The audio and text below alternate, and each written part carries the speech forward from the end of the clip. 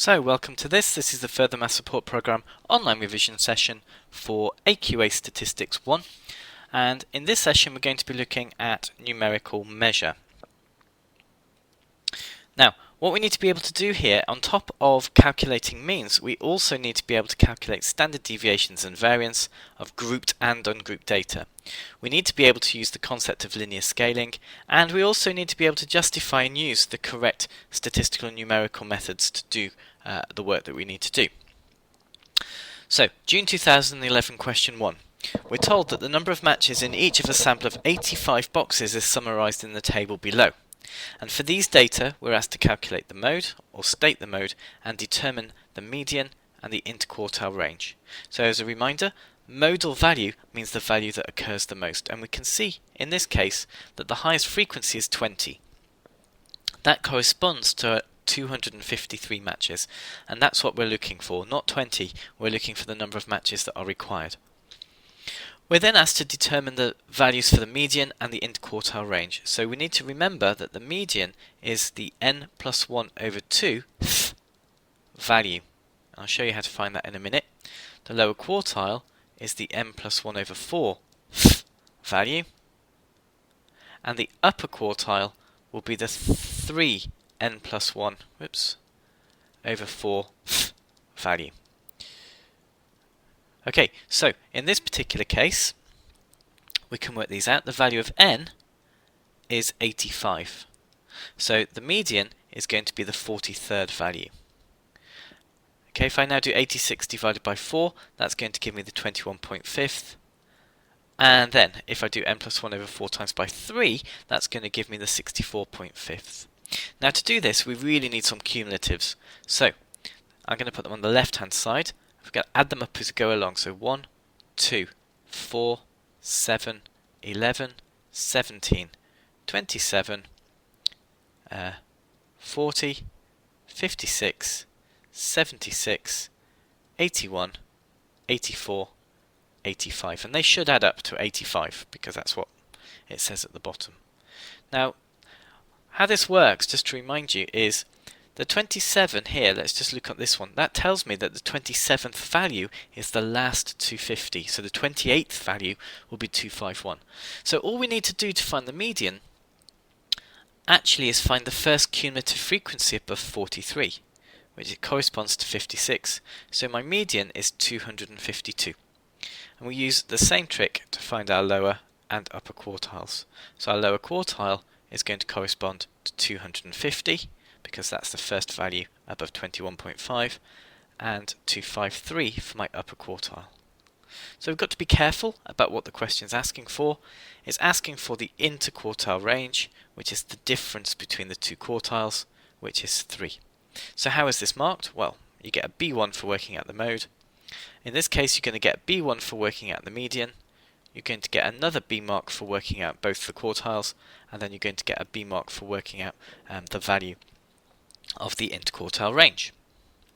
So the question continues, and this time we're asked to calculate the range, but we're told, now here's a keyword, extreme, we're told that the two extreme values are 227 and 271. So I now know that this value here is 227, and I now know that this value here is 271. So we've got to estimate the mean and standard deviation. So there are some formulae. X bar is equal to the sum of fx over n, and s squared is equal to 1 over n minus 1 times by the sum of fx squared minus the sum of fx all squared over n. Or sigma squared is 1 over n sum of fx squared minus the sum of fx squared all over n. Now, we really should be using this one because we're dealing with a sample, but you're not going to get punished if you use the second one. Okay, so I'm going to use the first one to do this. So to do these calculations, there are 3 measures we need. We need n, we need the sum of fx, and we need the sum of fx squared. Now, if you can do this on your calculator, by all means do it. AQA likes you to do that. If you don't, then we just calculate it. So n is 85, we know that. The sum of fx, so what does that mean? Well, that means you take each data point, you multiply it by its frequency. So the first one would be 227.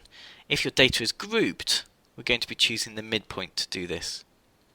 Okay, and once we've done that, we add them all up. And if you add up all of your sums of fx's, that's going to give you 21352. Now to work out the next one, change colours to do this, we're looking at the sum of f of x squared. So what we need to calculate here, actually, I'll do it on the left hand side, is we need a column of x squareds. So that's going to be 227 squared, 241 squared, 245 squared, and it's these that we're going to multiply by the frequencies and then add them up. So if we do that, the sum of fx squared is going to give me 5365134. So x bar is quite nice now. It's going to be 21352 divided by 85, which is going to give me a value of 251.2. Now again, if you leave it as 251, that would be acceptable tolerance. So I'm now going to work out s. So s is the square root of 1 over 84. Now you need the square root. If you just leave it as s squared, that's finding variance and you're going to lose lots of marks. So we've got to be very careful. Sum of fx squared minus the sum of fx squared over n. And be careful with that formula that you don't accidentally square too much. Okay. What we can then do is calculate that, and that will give me 4.242. If you'd done it using 85 as a divisor instead, you'll get 4.217. Okay, so again, make sure that you are happy with how those formulae work. For the numbers of matches, suggest with reason the most appropriate measure of spread. So there are two measures of spread. You've got your interquartile range and you've got your standard deviation. Now this is a weird question because both answers can be right. It just depends on how you phrase it. So one of the advantages of using an interquartile range is that it is not sensitive, or not affected actually, it would be even better. It's not affected by extreme values. And we were told earlier that we had two extreme values. So that is one reason why an IQ1 might be better. Having said that, you could equally write that standard deviation is better because it uses all data. So both of those would be correct. As long as you justify, you will get both marks for that question. So moving on to May 2010.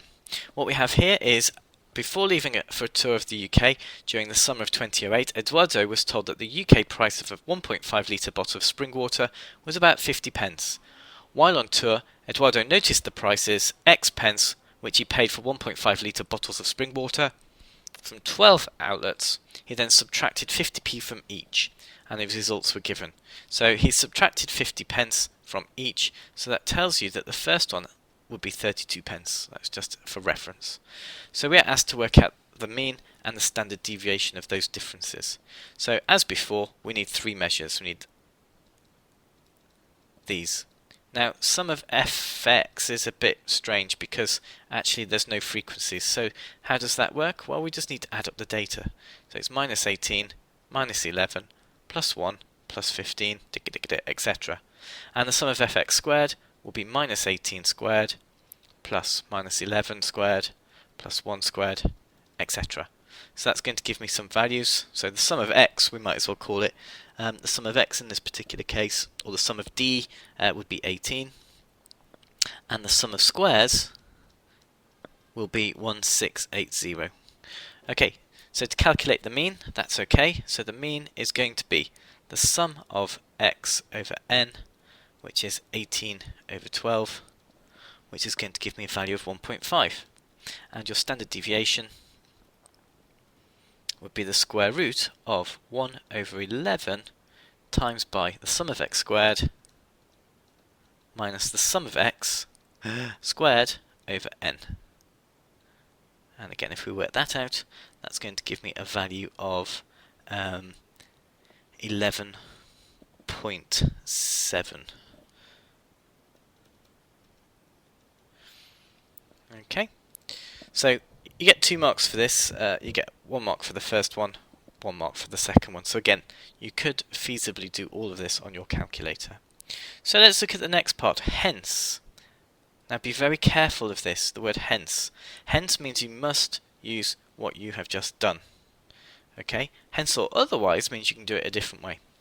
So how does this work? Well, this is okay. What we've got to realise is if I want to work out the original water value, we take our mean and we simply just add 50 to it. Because x bar can be thought of as a piece of data. So if you've removed 50 from your data, to get it back, you're going to need to add it. So that gives you 51.5. Now that's a follow through, so if you made a mistake here, then we would give you that mark still. Likewise with the second part. Now standard deviation is a measure of spread.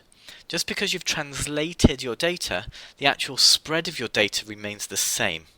So we know that the standard deviation here will be 11.7.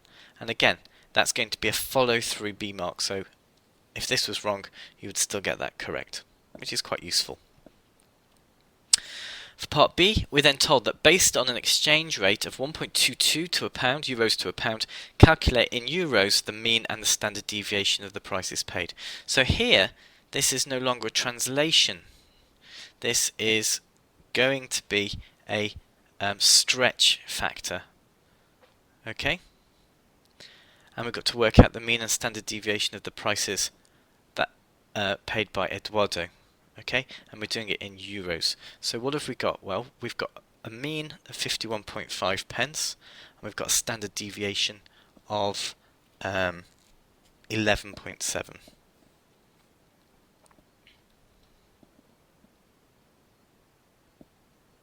Okay, so we've got some conversions to do here to be able to follow this. Okay, so the first thing we've got to do is to find the mean. So the mean, again, is just a normal data point, so all we have to do here is translate it. Now, you've got two options. You can either deal in euro or you can deal in cent.